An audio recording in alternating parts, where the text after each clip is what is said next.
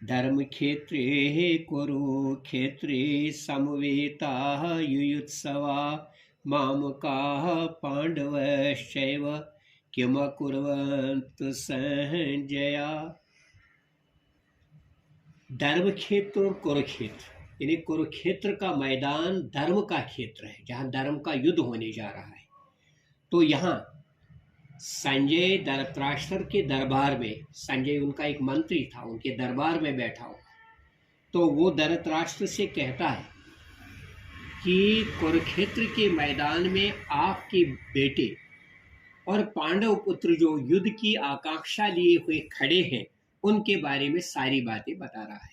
दो बातें बहुत जरूरी है जो समझनी है। जो संजय है, संजय तो कुरुक्षेत्र का सारा वृतांत उसके पास वहां बैठे हुए बता रहा है। मतलब ये है कि जो संजय है, संजय का मतलब ही होता है जिसकी जीत निश्चित हो, विक्ट्री इज डिसाइसिव। और दूसरा ये है उसे अपने दिमाग पर और अपने सेंसेस पर कंट्रोल है। वैसा हम देखते हैं कि हम आम लोग जो है we perceive this world through the aid of our senses, मगर इन दोनों पर उनका कंट्रोल है, नियंत्रण है।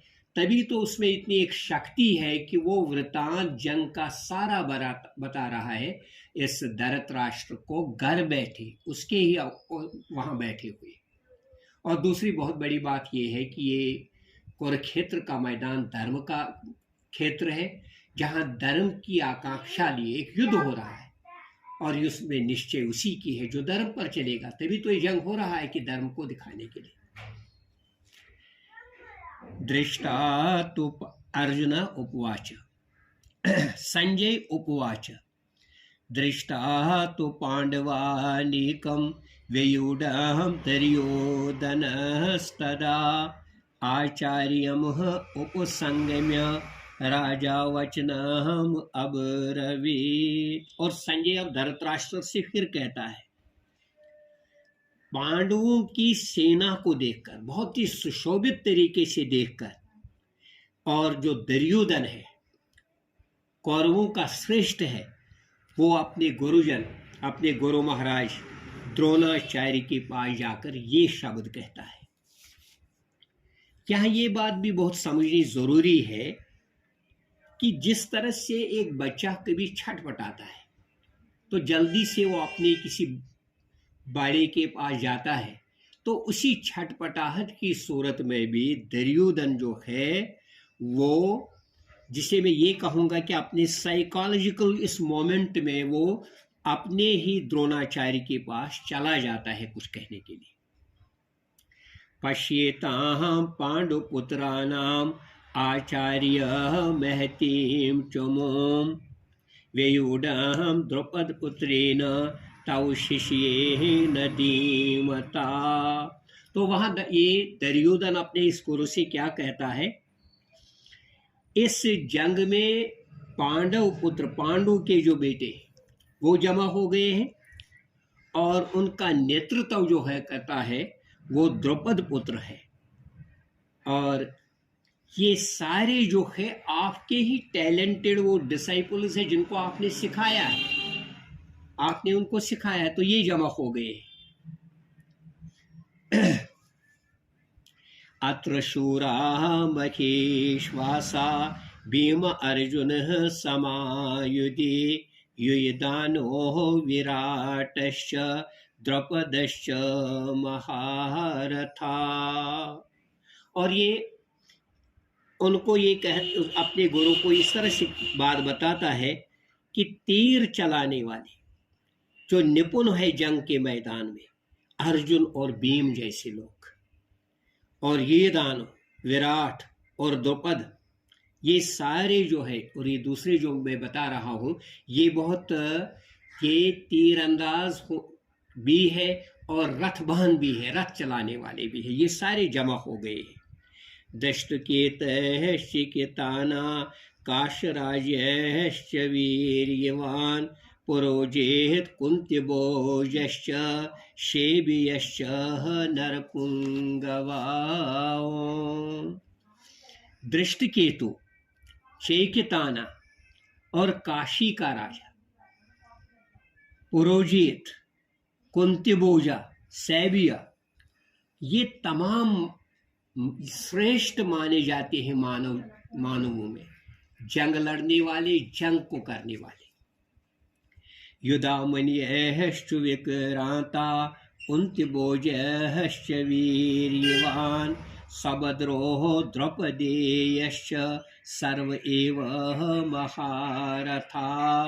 युधामन्यश्च विक्रांता कुंतिभोजश्च वीर्यवान् सबद्रोः द्रौपदेयश्च सर्व एव महारथा। ये बताता है उसको, बहुत ही हिम्मत करने वाले युधामन्यु, ब्रेव, बहादुर, होतामन्यु, सुभद्रा तो द्रौपदी के पुत्र, ये तमाम जो है रथवान है, रथ चलाने वाले हैं, बहुत ही जंग लड़ने वाले। अस्माकं तो विशेषताय तानि बोधः द्विजोत्तमा नायकाः मम सैन्यस्य संज्ञार्थाहं तानि ब्रीमि ते। अब ये तमाम जो जंग में हो, ये तो डिस्टिंग्विश्ड चीफ्स है, सारे निपुण है जंग में लड़ने वाले, आर्मी के नेतृत्व करने वाले हैं, और जो हमारी तरफ है उनकी भी मैं व्याख्या आपके सामने करना चाहता हूं। वो कौन कौन है? ये तो हो गई पांडवों की तरफ से, अब कौरवों की तरफ से भी। भवान् भीष्मश्च कर्णश्च कृपश्च समतिनजया अश्वत्थामा विकर्णश्च सोमदत्तस्तथैव च। और आप तो है ही, द्रोणाचार्य को बोलता है, भीष्म पितामह है, करुण है, कृपाचार्य है, ये भी जंग बहुत खतरनाक जंग लड़ने वाले हैं। अश्वत्थामा है, विक्रांता, सोमदत्त, ये सारे जो है, ये सारे जिनको हम बोलते हैं कि जंग लड़ने वाले बहुत ही योद्धा है, खतरनाक योद्धा है। देखो, ये एक किस्म का तो अब दुर्योधन अपने आप में कुछ सेल्फ सेटिस्फैक्शन भी कभी हम उसे कह सकते हैं, अपने पास अपनी अब प्रशंसा करता है कि हमारे जंग में कौन है, वो कैसे है, क्या है, तो उनकी व्याख्या वो इस तरीके से करता है। अन्य च बहवा शूरा मदर्थे त्यक्त जीवता नाना शस्त्र प्रहरना सर्वयुद्ध विशारदा। और दूसरों की भी वो बात करता है जंग में, जो जंग के मैदान में लड़ने वाले हैं, जिनको बहुत तरीके के हथियार हैं, उनके पास हथियार है, सामान है, और आजकल के जिसे हम मिसाइल वगैरह ऐसे उनके पास हथियार है, और तो अपनी जिंदगियों को इस जंग में न्यौछावर करने के लिए आए हैं। वो अपने जीवन को त्याग कर सकते हैं जंग में, ऐसी वो परिभाषा उसके सामने रखता है द्रोणाचार्य के साथ। दुर्योधन। हरे कृष्ण हरे कृष्ण हरे कृष्ण, ओम नमः शिवाय।